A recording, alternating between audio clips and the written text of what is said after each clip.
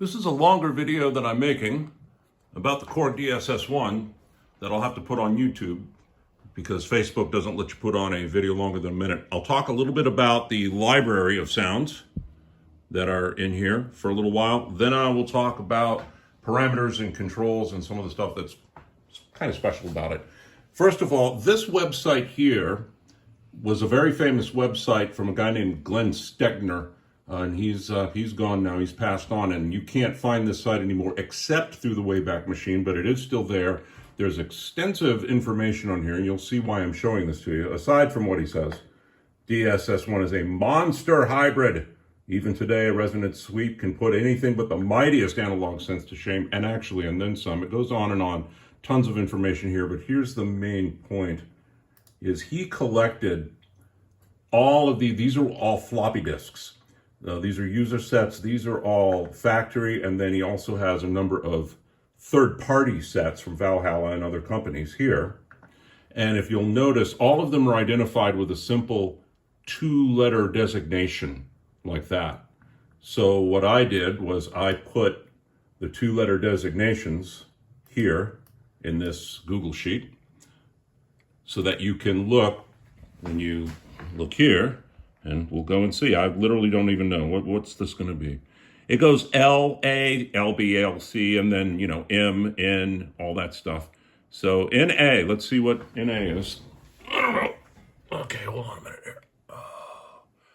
here. NA is percussion and effects, ambient, and more from the Korg sample library. So that's the 114 disc library that's on that thumb drive.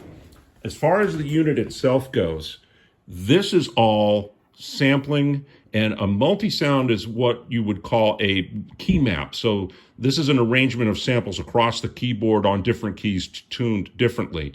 If you want, you can literally just hit, even without, you could turn it on and not even load a sound. If you hit create waveform, if you select one, it's going to enter to start. You can actually move the slider and it will draw the waveform as you do that.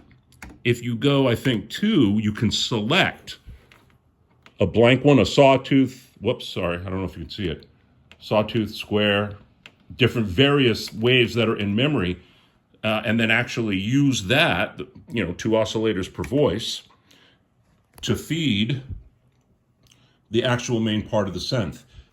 Years ago, I actually went and I looked at all the parameters of the Korg DW8000, and this actually is an expanded parameter set. It has more parameters and more functionality, but it's still got the same really, really nice analog filter. And it's also changeable state, so you can change it to, I think it's mode. Well, let's take a look. VCF mode, 12 dB per octave. There we go. All right, so the VCF mode control is 31. It's hard for me to hold the phone and look at this. So you'd hit 31. And there's the mode right there. And if you, there we go. Now it's 12 dB. So that's more like an Oberheim. And that's more like a Moog or a Prophet. It also has 6-stage envelope generators, which the 8000 does too. It has expanded control for auto glide, gliding up to or down to notes. And also for aftertouch. It has more stuff for that. And it's got 2 separate digital delays. And it's got routing options, so you can feed them in parallel or you can feed them in series. You can modulate A to B or B to A or cross-modulate them. All of that is programmable per patch, if you will. And it's just that, whereas the DW8000 has a set of, I think, 16 sampled waveforms in ROM that it's using as oscillators, this one can do the same thing. It's got those, you can draw the waveform, but you can also make them samples. So it's big.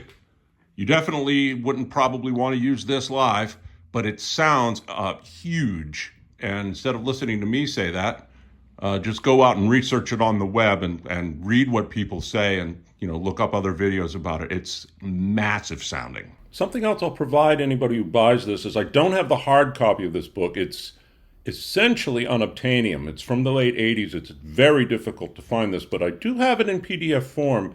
And this guy Reichner that wrote this was an expert not only on the DSS-1, but a number of old vintage synths. So he wrote a whole series of manuals and articles for magazines and stuff like that. And besides the owner's manual for the Korg, the thing that's nice about this is a lot of this is step-by-step tutorials, which I learn better that way, rather than just reading in a manual that this does that and this something else does that. So it's got a lot of material, and that will be provided for anybody who wants it.